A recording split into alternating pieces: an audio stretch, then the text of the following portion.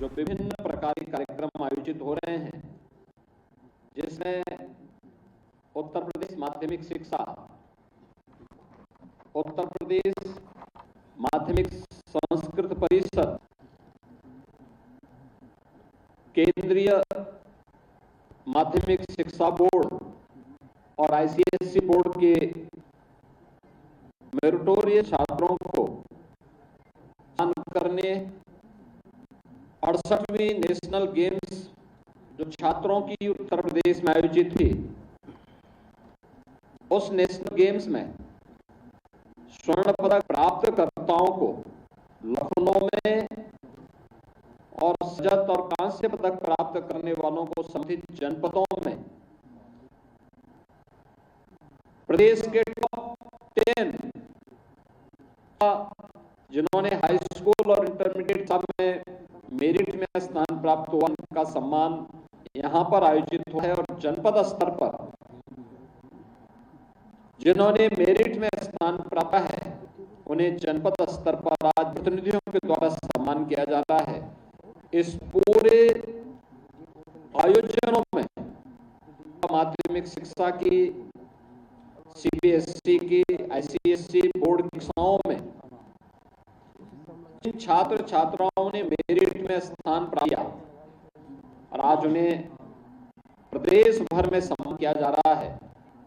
लखनऊ में आयोजित इस कार्यक्रम में और जनपद स्तर आयोजित कार्यक्रमों में मैं उन सबके अभिभावकों का हृदय से अभिनंदन करता हूं, छात्रों का हृदय से बधाई देता हूं और माध्यमिक शिक्षा परिषद और सभी बोर्डों के जुड़े हुए अधिकारियों को हृदय से धन्यवाद भी देता हूं, जिन्होंने एक निष्पक्ष और पारदर्शी परीक्षा प्रणाली के माध्यम से एक स्वस्थ प्रतिस्पर्धा को आगे बढ़ाने में मदद की और जिसका परिणाम है कि मेरिट के आधार पर छात्रों ने अपने आप को साबित किया है, जिनमें से 8 छात्रों को अभी यहाँ मंच पर हम लोगों को सम्मान किया है।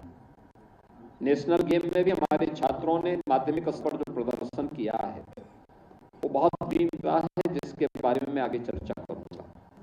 मुख्य रूप से बोर्ड की परीक्षा में उत्तर प्रदेश माध्यमिक शिक्षा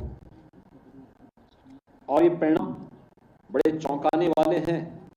अगर आप देखेंगे तो आप भी चौंकेंगे, खासतौर पर हाई स्कूल और इंटरमीडिएट की परीक्षा में देश के अंदर 27,32,000 इसमें अपियर हुए थे, जिसमें बालिकाएं 12,82,521 थी और बालक 14,49,644 थे और इंटरमीडिएट में 27,05,009 ये।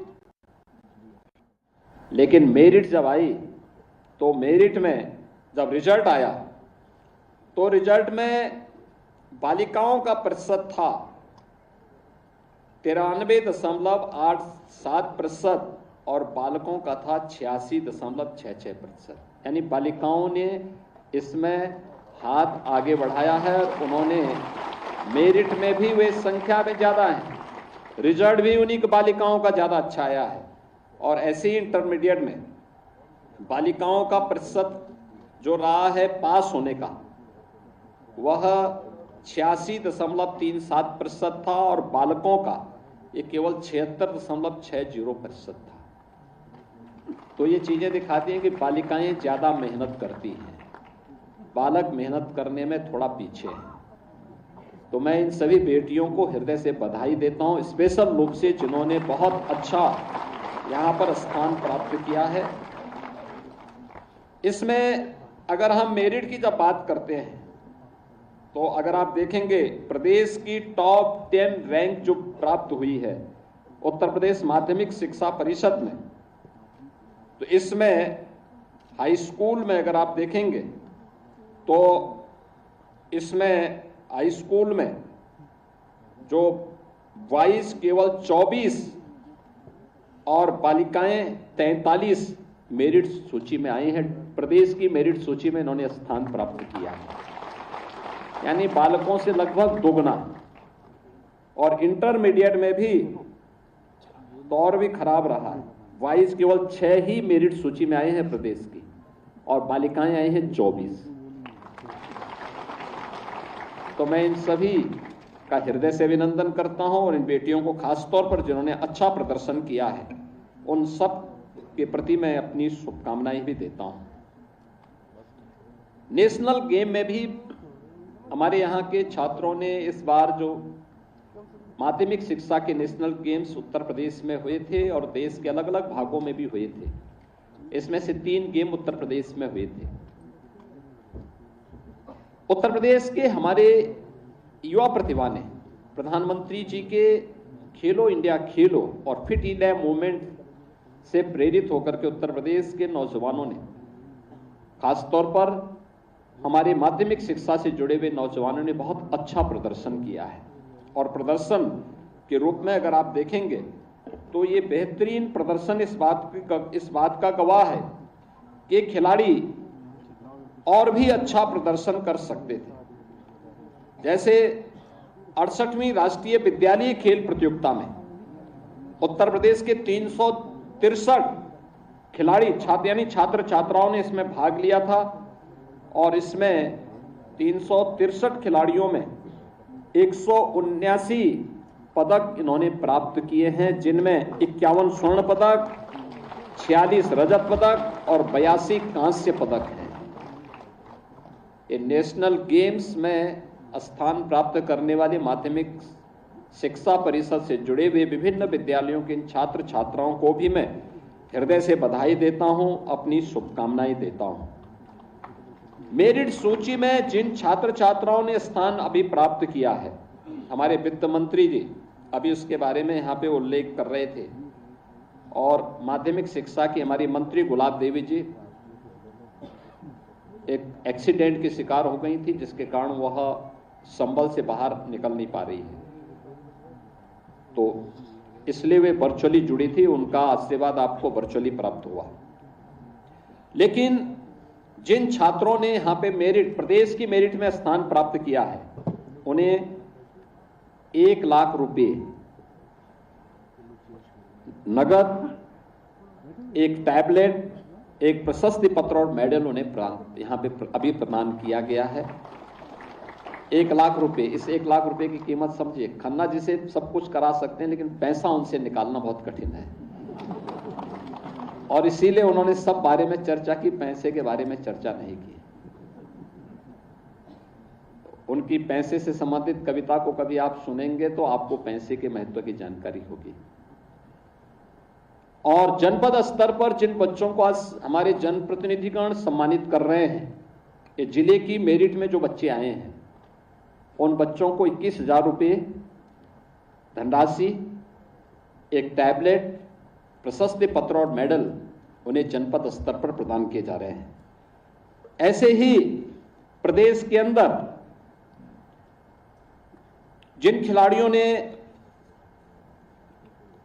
नेशनल गेम्स में स्थान प्राप्त किया था, उन खिलाड़ियों को भी सम्मान देने का एक कार्यक्रम आज यहां पे किया गया है, जिसमें स्वर्ण पदक प्राप्त करने वाले खिलाड़ी को 75,000 रुपये,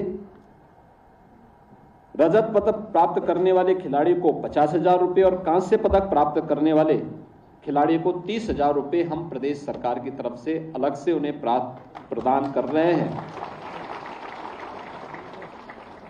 ये प्रोत्साहन है राज्य सरकार के द्वारा,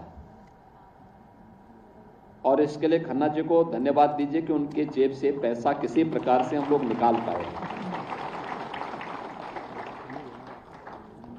टीम गेम्स में, जो टीम गेम्स थी, उसमें जिन छात्रों ने स्थान प्राप्त किया था, उन्हें स्वर्ण पदक पर 35,000 रुपये, रजत पदक पर 25,000 रुपये और कांस्य पदक पर 15,000 रुपये की ये राशि प्रोत्साहन स्वरूप उन्हें प्रदान करने का कार्य किया जा रहा है।